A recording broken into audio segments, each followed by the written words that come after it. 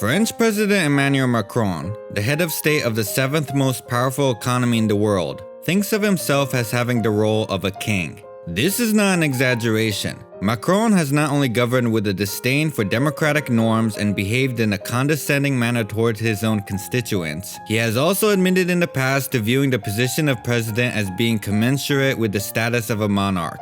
In 2015, when he served as the Minister of the Economy under his predecessor President Francois Hollande, Macron said in an interview with a French newspaper that democracy always involves a form of incompleteness because it is not sufficient in itself. What's missing in French politics, Macron argued, is the figure of the king, whose death I fundamentally believe that the French people did not want, referring to the execution of King Louis XVI during the French Revolution.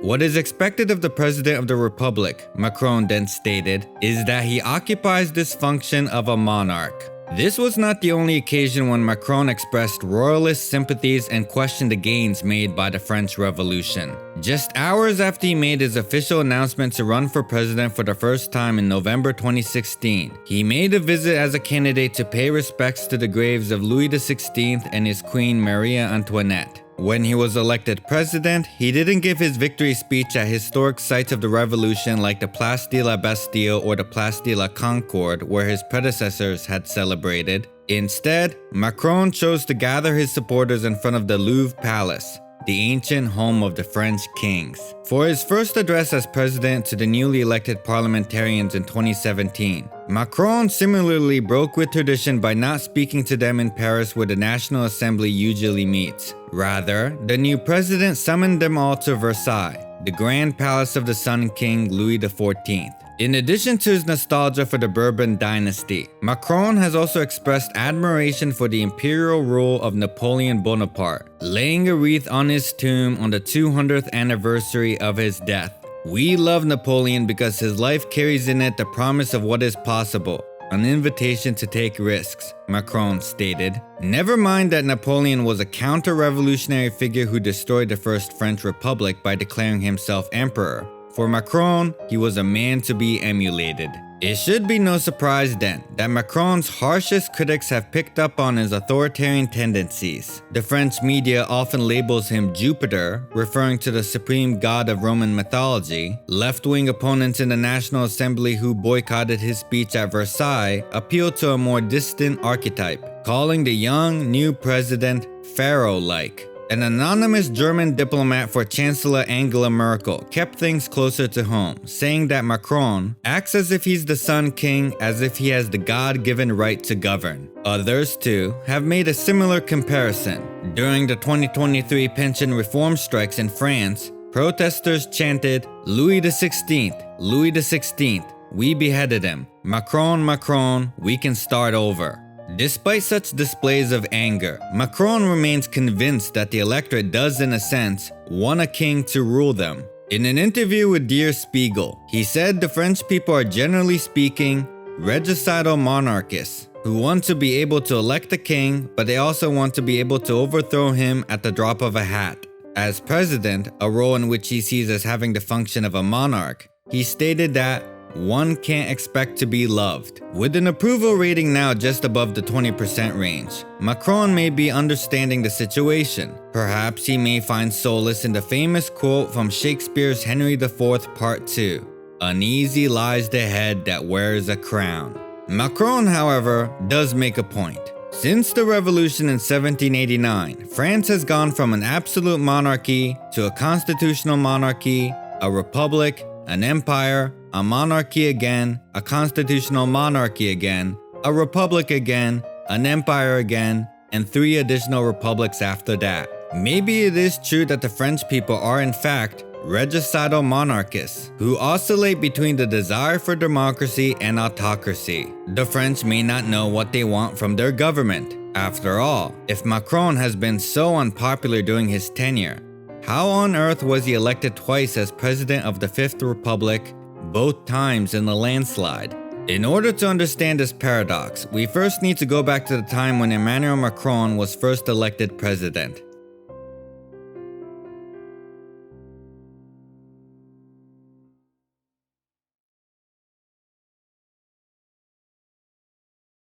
After leaving his job as an investment banker, Emmanuel Macron first became a prominent figure in French national politics when he was selected as Deputy Chief of Staff for President Francois Hollande in 2012, and then later appointed as Minister of the Economy in 2014. Although Hollande had initially positioned himself on the center-left when he was elected president in 2012 as a candidate of the Socialist Party, the selection of a former banker as economics minister was a signal that his government was pivoting to the right. Macron's time as Minister of the Economy was quite unremarkable, with his signature achievements including deregulating labor laws that abolished limits on work on Sundays and nights, as well as expanding the gig economy by helping to establish Uber car-sharing services in France. With gaffes that made him sound out of touch, Macron consistently drew the ire of the left flank of the Socialist Party base. In an interview published in his first week as economics minister, Macron argued against the 35-hour workweek law introduced by the socialists back in 2000.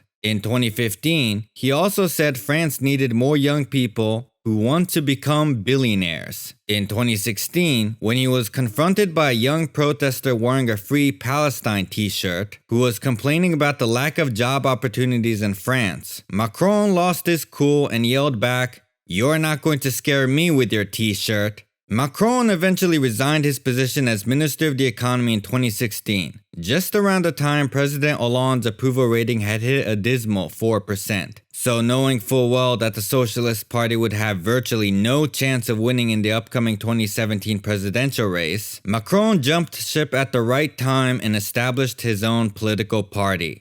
Despite being only in his late 30s and never having won an election before, Emmanuel Macron announced he was running for president in November 2016 under his newfound political party that conveniently bore the same initials of his own name, En Marche, which translates to On the Move. When he launched his new party, Macron boldly claimed that En Marche would be neither on the right nor left, because those divisions have become obsolete. Speaking in platitudes, he said his goal is not to unite the right or the left, but to unite the French people. There was nothing new or inventive in Macron's assertion that the left-to-right dichotomy was outdated. In the 1990s, Prime Minister Tony Blair in the UK argued that his ideology represented a new third way that could not fit neatly within the traditional political spectrum. As Blair argued, the third way lay beyond an old left preoccupied by state control, high taxation, and producer interests, and beyond a new laissez-faire right championing narrow individualism and a belief that free markets are the answer to every problem. In the same decade, President Bill Clinton in the US also argued that we ought to have a third way, and labeled himself a centrist New Democrat to distance himself from the more left-leaning New Deal Democrats of the past. Other examples of third-way politics include Chancellor Gerhard Schröder in Germany, who pushed his traditionally center-left Social Democratic Party to the right, and argued that he represented a quote-unquote new middle that was neither left nor right, but quote-unquote modern. Macron wouldn't even be the first French politician to declare that the traditional left-to-right political spectrum was now defunct. Charles de Gaulle also made similar statements way back in the 1965 presidential election when he said, "France is not on the left, France is not on the right. I am not on one side, I am not on the other. I am for France." Although many of these so-called third-way politicians like Blair and Clinton ended up governing as neoliberal right-wingers, the electoral benefit of running as a centrist is that it allows the candidate to be vague enough in their policy proposals that they can, on occasion, attract voters from both sides of the political spectrum. Indeed, Emmanuel Macron modeled his candidacy on Barack Obama's successful presidential campaign in 2008. A nunner-centrist who won in a near landslide by running on vague policy proposals. Like Macron, Obama in 2008 was also a young, handsome, outsider candidate who championed the slogan of hope and change, while not being too specific on what he meant. Macron not only hired former Obama political strategists such as David Plouffe and Jim Messina to serve as consultants for his campaign, he also deliberately remained ambiguous on his policy proposals to attract a wider electorate. In fact, Macron only unveiled his political manifesto just 8 weeks before the first round of voting in the presidential election. The likely reason why Macron waited until the very end to release his policy program was because he may have known it would not be very popular. His main economic proposals including deregulating labor laws, undermining the power of trade unions to negotiate working conditions, as well as providing a massive giveaway to the ultra-rich by slashing the corporate tax rate from 33 to 25%. According to Macron's justification, this was to make France more attractive to foreign business and investment. He said he wanted France to become a startup nation, where everyone can say they can create a startup. Never mind that 80% of startups fail, but then again, so do 80% of French republics. In any other normal election, a blatantly corporatist campaign from an unknown candidate with a new political party would have failed miserably. However, the circumstances of French politics in 2017 allowed Macron to sail through almost out of sheer luck. With the incumbent President Hollande's poll numbers in the tank, the center-left Socialist Party had no hope of winning no matter who they nominated. The Socialists would also end up helping Macron by acting as a spoiler to the leftist Jean-Luc Mélenchon of the France Unbowed Party. Mélenchon could have won the first round of the presidential election had the left-leaning French voters not split their vote. Meanwhile, the other major party that had once dominated French politics, the Conservative Republicans, nominated François Fillon, who was scandal-ridden after it was revealed that he had used public funds to pay his wife a luxurious salary despite her not working for the government. With the left vote split and the center-right in disarray, Macron was seen by the electorate as both an outsider and a sensible moderate at a time when the French people were fed up with the political establishment. He had only one other competitive opponent on the right who ended up qualifying for the second round of the two-round presidential election, Marine Le Pen of the National Front. The media's framing of the race between Macron and Le Pen was one between democracy and far-right authoritarianism, as well as one that pitted globalism against nationalism. But in many respects, there was very little daylight between the two. For one, Le Pen had also adopted a similar label as Macron, claiming that her party, the National Front, represented the right and the left. And contrary to popular belief, Le Pen didn't run as a quote-unquote populist, as she too wanted to cut taxes for business elites. Although her numerous Islamophobic and xenophobic statements certainly made her seem more socially conservative than her centrist opponent, on the campaign trail, Macron could be equally parochial. In a right-wing French magazine, Macron was quoted saying that France wasn't and would never be a multicultural nation. The real wedge between the two candidates, however, was on the issue of the euro currency. Le Pen had proposed returning to the national currency of the franc, which, as numerous economists had pointed out, would have dramatically reduced France's purchasing power. It was a deeply unpopular proposal with the French electorate, and during one of the presidential debates, Macron landed a heavy blow against Le Pen by successfully attacking her position on leaving the euro. In the end, Emmanuel Macron soundly defeated Marine Le Pen in the runoff of the 2017 presidential election. Macron's vague centrist messaging did in fact unite both left-leaning and right-leaning voters. According to a study by Opinionway, 39% of Macron voters identify themselves on the left and 26% on the right. However, once inaugurated and the French people realized how Macron would end up governing, the unity between the left and right would not last. By the time of the 2019 European parliamentary election, only 19% of Macron voters identified themselves on the left, while those labeling themselves on the right shot up to 51%. As we will see, like many other centrists before him such as Tony Blair or Bill Clinton, Macron would end up governing as a neoliberal reactionary.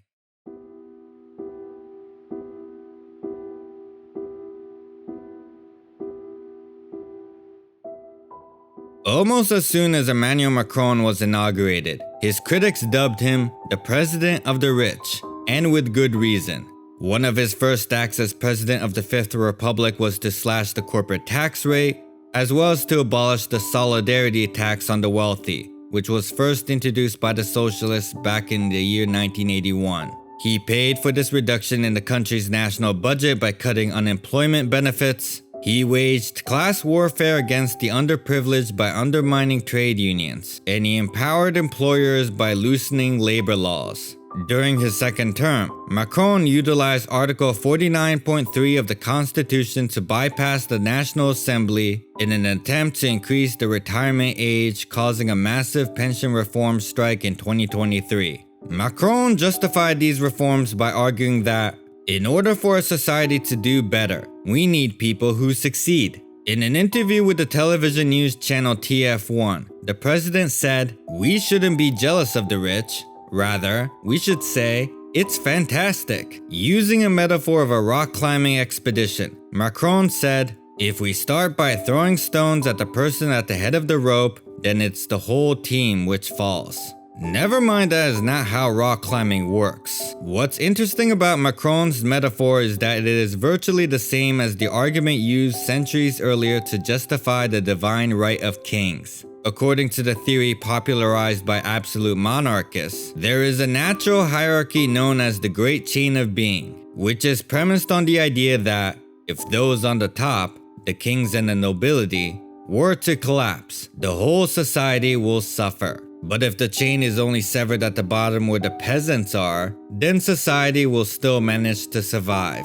Macron's rock climbing metaphor is just the 21st century rebrand of the Great Chain of Being argument. And, of course, it is yet another indication of his royalist sympathies and authoritarian tendencies. In fact, throughout his presidency, Macron has behaved in such condescension towards the French people that I am surprised he has yet to say, "Let them eat cake." For example, 2 months after he was inaugurated, he was pressed by the media to give a reason why he was breaking with tradition and not holding a press conference on Bastille Day. The president's entourage responded by saying that Macron's thought process was simply too complex for journalists. During his first year in power, when speaking to a group of tech entrepreneurs, Macron rolled out another terrible metaphor when he compared French society to a railway station, saying that it is a place where you cross people who have succeeded and people who are nothing. In 2018, when an unemployed man specializing in horticulture expressed his grievance to Macron on his struggle to find work, the president scoffed and said he only needed to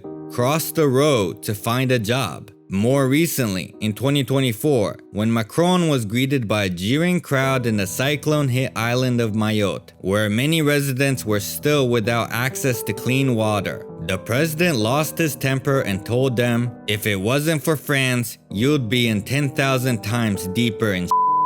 Although Macron has no issue with wagging his finger at the poor and working class, when it comes to those in positions of power, he is suddenly courteous and overly polite. Asked in a joint press conference with the Egyptian dictator Abdel Fattah el-Sisi on why he doesn't call out human rights abuses of autocratic nations, Macron evasively responded, "As I don't accept being lectured on how to govern my country, I don't lecture others." Macron's deference for the Egyptian leader was reflected in policy. Although Sisi has been slammed by Human Rights Watch and Amnesty International for carrying out massacres against political opponents, Macron continued to sell weapons to the Egyptian dictator. Yet, despite low approval ratings and various protest movements against him, such as the Yellow Vest movement against his proposed fuel tax on the rural working class, Macron still managed to win re-election in 2022. Once again in a landslide and once again against Marine Le Pen of the now rebranded National Rally Party. The difference between the 2017 and 2022 presidential elections, however, was that on the more recent case, there was even less daylight between the two candidates. Le Pen had abandoned her earlier position on leaving the euro, and in her rematch against Macron, the only issues she had against her opponent were on immigration and Islam. But even on that front, there was hardly a major difference. The centrist president had not only cracked down on immigration, but he also expressed his disregard for freedom of expression and engaged in a cultural war by enforcing a ban on Islamic abayas in public schools. Macron's interior minister would even attack Le Pen by saying that she was the one being, quote-unquote, soft on Islam.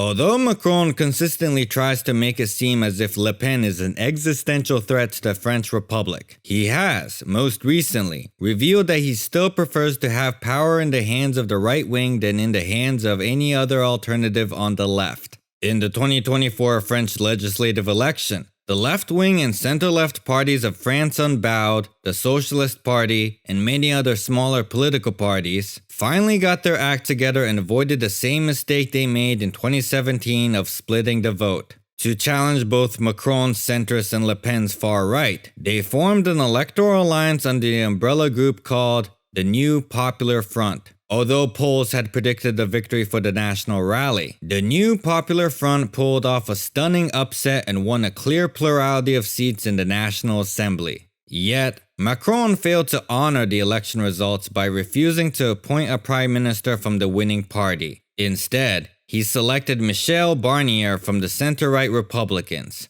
a party that came in fourth in the election. After the new parliament passed a vote of no confidence against Barnier less than 100 days in office, Macron once again simply appointed another center-right politician. This time it was Francois Bayrou from the minor center-right Democratic Movement Party. According to a study by the French Institute for Public Opinion and Research, Bayrou already has the lowest initial approval rating for any French prime minister since the office was established in 1959. So, as I am recording this in January 2025, it seems likely that Bayrou will follow the same path out the door as Barnier. If Macron continues to appoint right-wing politicians as prime minister, he may very well find himself faced with a mask-off moment. It will then be made clear to the rest of the world that even self-declared centrists who swear up and down that they are neither right nor left do in fact prefer the right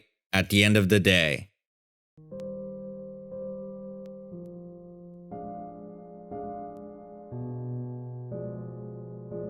Centrists across Western democracies have been dropping like flies. In the United States, Democratic presidential candidate Kamala Harris was soundly defeated by Donald Trump. In Canada, Justin Trudeau has been urged by members of his own Liberal Party to step aside and resign. In Germany, Chancellor Olaf Scholz of the Social Democrats lost a vote of no confidence and will likely lose to the right in the upcoming snap election. And by the time France has its next presidential election, scheduled for 2027, Macron's centrist political party will likely lose, and the National Rally or some other far-right political force may finally triumph. As Emmanuel Macron characterized the French people as regicidal monarchists, the Fifth Republic is under threat of democratic backsliding. According to an Ipsos poll conducted in October 2024, 23% of French respondents didn't believe democracy is the best political system in existence, and 51% agreed that only a strong, centralized power can guarantee order and security. And in another poll conducted in March of last year that asked the French people, between Emmanuel Macron and Napoleon I, who would make the best leader for France today? 62% said Napoleon and 38% said Macron. It is one thing for a politician to think of himself as an autocrat, as I have demonstrated Macron does. But it is quite alarming that the French people would express their preference for an emperor who waged a bloody war of conquest that killed millions and who tried to reinstate slavery in Haiti. Will the Fifth Republic survive? I am not so certain, and I welcome viewers of this video to share in the comment section of what you think. But one thing I am almost sure of is this: centrism in France, at least in the foreseeable future, is over. Instead, the battle lines will be drawn between the left and right. In the next presidential election, the French would have to choose one of their two traditions: revolution or counter-revolution.